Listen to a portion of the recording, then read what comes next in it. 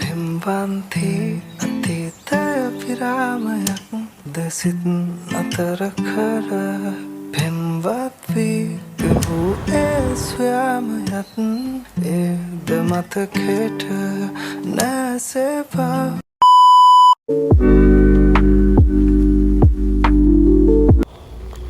Hi guys, ඔන්න ඉතින් අද මගේ චුටි ඩේ ව්ලොග් එකක්.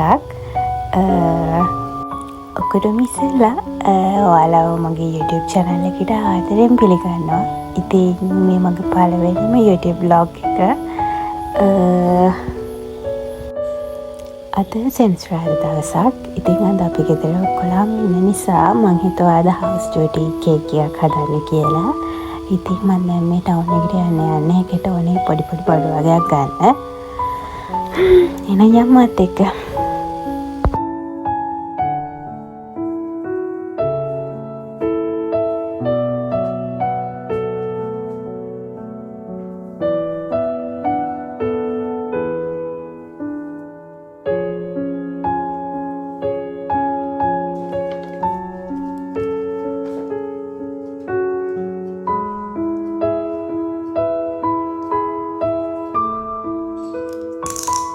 තනියම තමයි මම යන්නේ. වැඩි වෙලාවක් නැතුව ඉක්මනට යන්න එහෙනම්. වැඩි මුකුත් ගන්න නැහැ. කේක් එක ගන්න ඕනේ පොඩි බඩු වගේකුයි. තව ගෙදරට ඕනේ චුටි බඩු වගේක ගන්න තමයි යන්නේ. එහෙනම් යම්මත් එක්ක. ආයන සඳවත මනරම් තනිකමත් හෝම සීතයි වාවාගෙන මහමෙරක තරම් උණුසුමකින්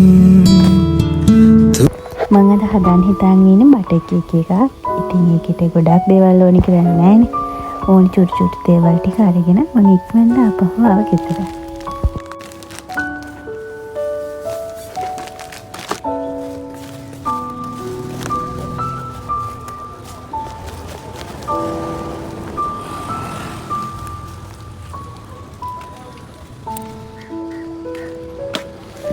හරි ඔන්න මම දැන් ආවා ගෙදර ආපහු. දැන් එහෙනම් යම්මත් එක්ක කේක් එක හදන්න. ඊට ඉස්සෙල්ලා බලමු මම මොනවාද දැන් ගිහිල්ලා ගෙනාවේ කියලා. මේ ටික තමයි මම අරගෙන ආවේ. කේක් එක හදන්න ඕනි බඩු වගේකුයි. ගෙදරට ඕනි කරන තව බිත්තර, බිස්කට් ඔන්න වගේ චුටි බඩු වගේ.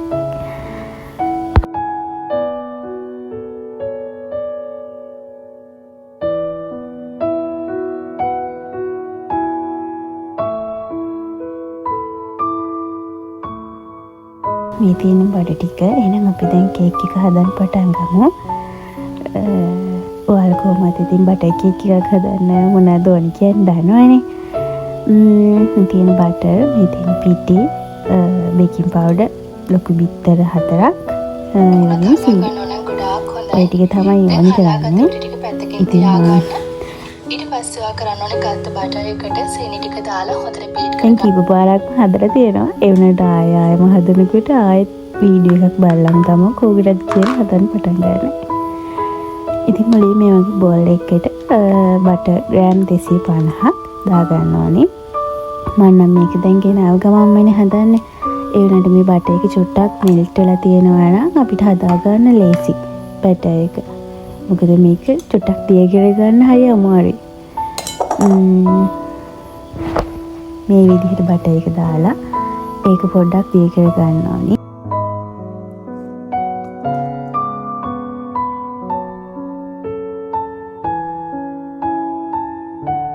ඉතින් මං ගාව බීට් එකක් නැහැ. ඒ හින්දා පොඩ්ඩක් විතර අමාරුයි මේ process එක. ඒ වුණාට බීට් එකක් නැහැ කියලා ප්‍රශ්නයක් නැහැ. මේක ඔයාලට නිකන් මේ වගේ මම කරන විදිහට කරගන්න පුළුවන්. ඉතින් මම මේ විදිහට මුලින්ම බටර් ටිකයි සීනි ටිකයි එකට මික්ස් කරගත්තා. මම මෙතන සීනි ටික ඇඩ් කරගන්න එක රෙකෝඩ් කරලා නැහැ. ඒක ලෙවල මෙන්න මේ වගේ බිත්තර එකින් එක දාගෙන ඉවර වෙලා ඔක්කොම එකපාරින් දාගන්න නැහැ. එකින් එක දාගෙන ඒකත් හැමයට මික්ස් කරගන්නවා. ඊට පස්සේ ඒ වගේ බිත්තර 4ම එකින් එක එකතු කරගෙන ඉවර වෙලා මේක හොඳට මික්ස් කරගන්න ඕනේ. ඒකේ මේ වගේ පොඩි පොඩි කෑලි කියන්නේ සීනි හොඳටම දිය වෙන්නේ නැහැ. සීනි කැට කැට වගේ තියෙනවා. ඉතින් ඒක බිත්තර ටික එකතු කරගෙන මේ වගේ හොඳට මික්ස් කරගන්න ඕනේ. ඇත්තටම බීට් එකක් තියෙනවා නම් ගොඩාක් ලේසි කේක් එක මේ හදාගන්න. මම ළඟ බීට් එකක් නැති හින්දා තියෙන විදිහට මැනේජ් කරගන්න. ඊට පස්සේ අපි මේ විදිහට බිත්තර ටික ඔක්කොම ඇඩ් කරගෙන මම පාන් පිටි අරගෙන තියෙනවා ග්‍රෑම් 250ක්. ඒක ගෝවාලා අනිවාර්යෙන් පාන් පිටි ගන්නකොට ඒක හොඳට මොකද කියන්නේ? ඒක හොඳට හලා ගන්න ඕනේ. හොඳට හලා ගන්න ඕනේ. මොකද පාන් පිටි වල කැට තියෙනවානේ. එහෙම නැත්නම් කේක් එක අර තැන් වලින් කැට කැට වගේ හිටින්න බලනවා. ඒ හින්දා අනිවාර්යෙන් පාන් පිටි එකපාරක් නෙවෙයි දෙතුන් සැරයක් හරි කමක් නැහැ. ඔයාලට හදා ගන්න පුළුවන් නම් හොඳයි. ඉතින් මේ තියෙන්නේ මම හදාගත්ත බැටර් එක. දැන් මේකට හදාගත්ත පාන් පිටිත් එකපාරින් ඇඩ් කරන්නේ නැහැ. ටික ටික ඇඩ් කර ගන්නවා. ඒකල හොඳට ඒකත් මික්ස් කර ගන්න ඕනේ මේ බැටර් එකත් එක්ක.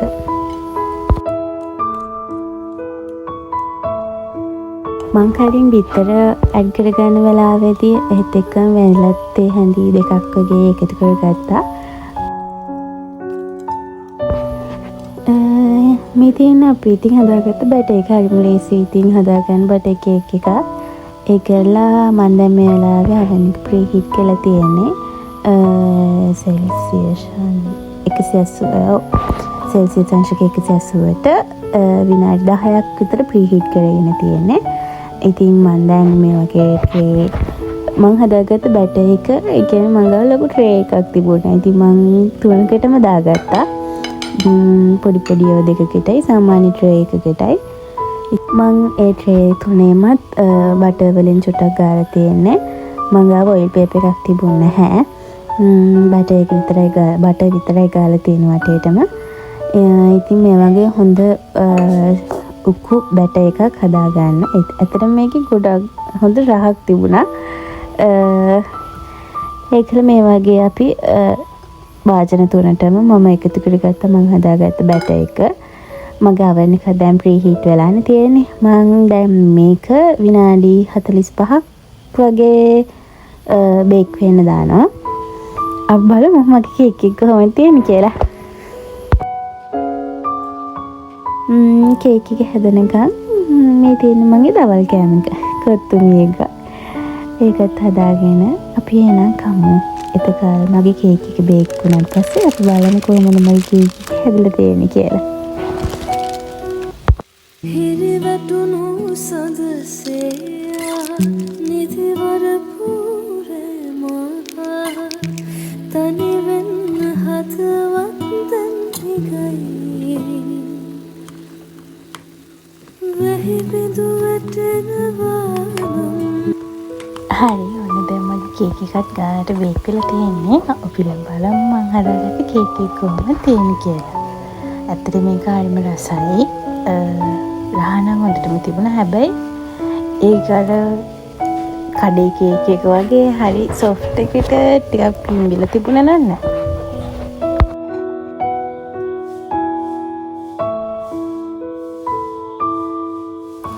කොහොමයි කවක් නැහැ. කේක් හැදේ නැති වුණාට කේක් එකේ රහ ඒ තියෙන විදිය ඒක නම් හරියටම තිබුණා.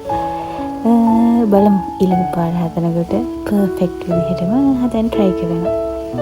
එහෙනම් හැමෝටම thank you මගේ vlog එකත් එක්ක එකතුලා හිටියට. දිගටම මේ වගේ vlogs බලන්න මාත් එක්ක එකතුලා ඉන්න කියලා ආදරෙන් ඉල්ලනවා. එහෙනම් ගිහලා එන්න. bye.